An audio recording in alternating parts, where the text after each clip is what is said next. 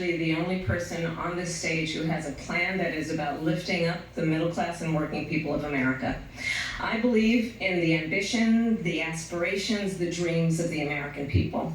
And that is why I imagine and have actually a plan to build what I call an opportunity economy. Because here's the thing. We know that we have a shortage of homes and housing, and the cost of housing is too expensive for far too many people.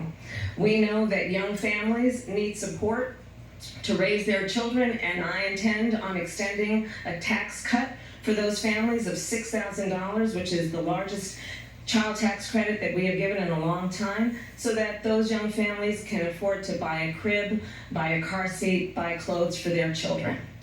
My passion, one of them, is small businesses. My mother raised my sister and me, but there was a woman who helped raise us. We call her our second mother. She was a small business owner. I love our small businesses. My plan is to give a $50,000 tax deduction to start up small businesses, knowing they are part of the backbone of America's economy.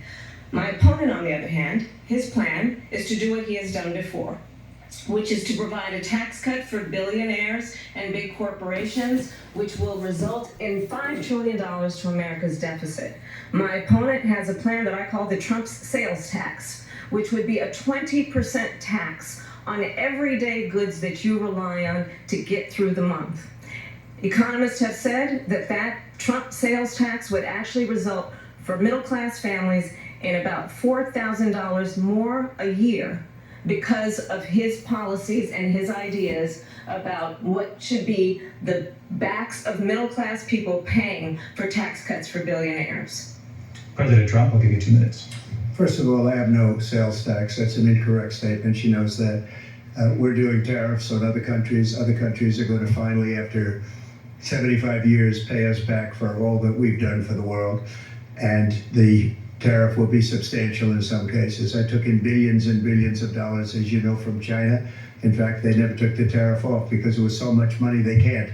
It would totally destroy everything that they've set out to do. They're taking in billions of dollars from China and other places. They've left the tariffs on. When I had it, I had tariffs, and yet I had no inflation. Look, we've had a terrible economy because inflation which is really known as a country buster. It breaks up countries.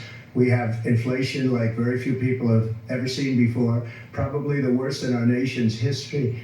We were at 21%, but that's being generous because many things are 50, 60, 70, and 80% higher than they were just a few years ago. This has been a disaster for people, for the middle class, but for every class. On top of that, we have millions of people pouring into our country from prisons and jails, from mental institutions and insane asylums, and they're coming in and they're taking jobs that are occupied right now by African Americans and Hispanics, and also unions. Unions are going to be affected very soon. And you see what's happening. You see what's happening with towns throughout the United States. You look at Springfield, Ohio. You look at Aurora in Colorado.